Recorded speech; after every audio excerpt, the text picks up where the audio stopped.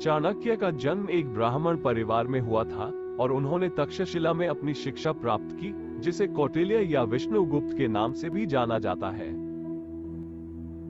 चाणक्य के अनुसार पुरुषों के अपेक्षा महिलाओं में 2 गुना ज्यादा भूख, 4 गुना ज्यादा श्रम, 6 गुना ज्यादा साहस और काम वासना 8 गुना ज्यादा होती है।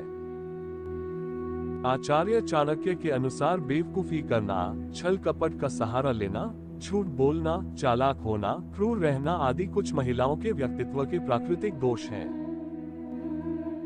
चाणक्य का कहना था कि शाही परिवार, नासमझ इंसान, सांप, आग और महिलाओं से हमेशा बचकर रहना चाहिए। ये कभी भी घातक साबित हो सकते हैं। इंसान हो जिसने कभी झूठ ना बोला हो, लेकिन आचार्य चाणक्य के अनुसार झूठ बोलने का जिम्मा केवल महिलाओं के ही पास है।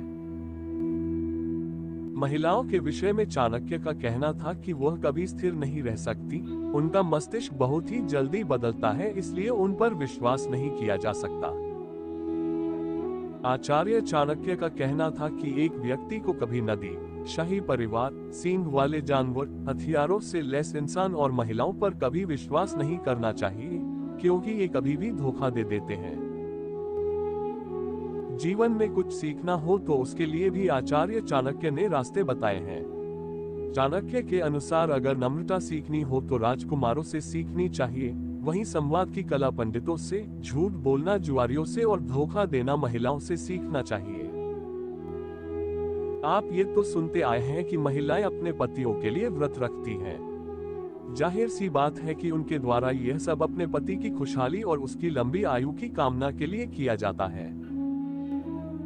लेकिन आचार्य चाणक्य का कहना था कि वे महिलाएं जो अपने पति की इच्छा के विरुद्ध जाकर व्रत रखती हैं तो इससे उनके पति की उम्र कम हो जाती है।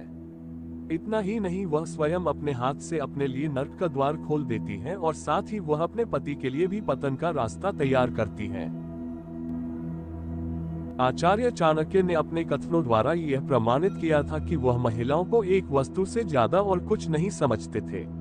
चाणक्य के अनुसार प्रत्येक व्यक्ति को अपने अच्छे समय के लिए धन और स्त्री को बचाकर रखना चाहिए और बुरे समय में सबसे पहले इनका त्याग करना चाहिए।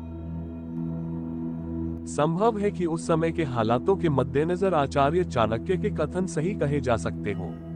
वैसे भी हमारे समाज में शुरुआत से ही महिलाओं को पुरुषों के अधीन रखा गया है, इसलिए उन्होंने भी महिलाओं को मर्यादा में बांधने के लिए यह कथन कहे हों, लेकिन आज के दौर में यह किसी भी रूप में ना तो उनसे मेल खाते हैं और ना ही उन पर लागू होते हैं।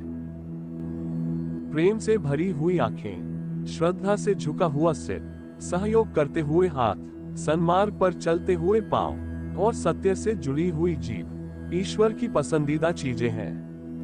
जब जीवन के बारे में सोचो तब यह सदैव याद रखना कि पछतावा अतीत बदल नहीं सकता और चिंता भविष्य को संवार नहीं सकती। एकाग्रता से किया गया परिश्रम ही वास्तविक चमत्कार करता है।